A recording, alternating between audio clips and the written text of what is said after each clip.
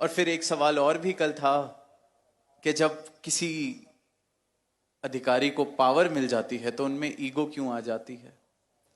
तो पहली तो जिन्होंने पूछा और हम सब सुन रहे हैं,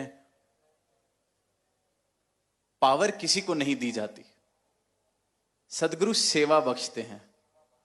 ये कोई दर नहीं जहां पावर दी जाए।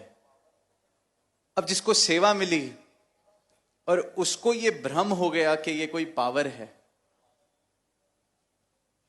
तो ईगो आना, अहंकार आना लाजमी है, क्योंकि ये संसारिक भाव हैं।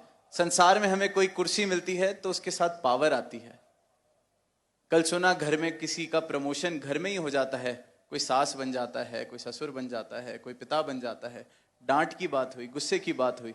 कई बार मैं गुस्सा सिर्फ इसलिए कर देता हूं क्योंकि मैं कर सकता हूं, सामने वाला कुछ कह नहीं सकता। कभी किसी से बात करो तो जिंदगी में आगे बढ़ के कुछ बनना है, इसलिए नहीं क्योंकि शौक है। कुछ बन जाएंगे तो अपने नीचे दो चार होंगे जिनको डांट सकेंगे, कुछ कह सकेंगे। ये मेरा अहंकार है जो गुस्सा करना चाहता है, मेरा अहंकार है जो किसी को नीचा दिखाना चाहता है। तो सदगुरु सिर्फ और सिर्फ सेवा बख्शते हैं। या एनवाइस में भी किसी रूप में सेवा मिली तो वो सेवा है।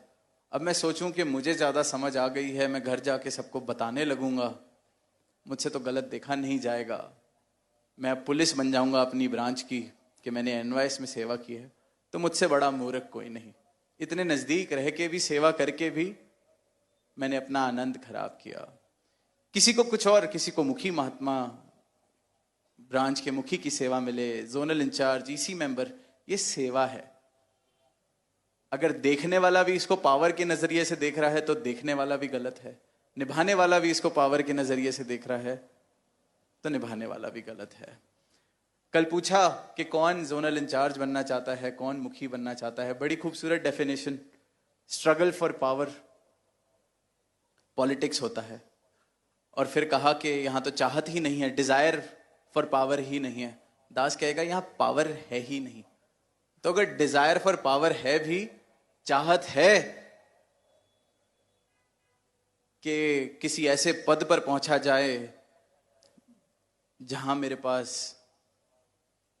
मेरा वर्चस्व हो, ताकतें मिलें, कंट्रोल मिले, तो संसार, बहुत बड़ा संसार बनाया है सदगुरु ने। वहां जाएं, अपने इन भावों को, महत्वाकांक्षाओं को पूरा करें। पर यहां पावर ही नहीं एग्जिस्ट करती, तो जिसका नजरिया डिजायर या चाहत है पावर की, वो भी यहां गलत नजरिए के साथ बैठा है, गलत भाव के साथ बैठा है। और कोई सेवा निभाते निभाते उसको पावर समझ रहा है, तो वो भी ठीक दृष्टिकोण से या भी ना समझी में ही इस यात्रा को कर रहा है।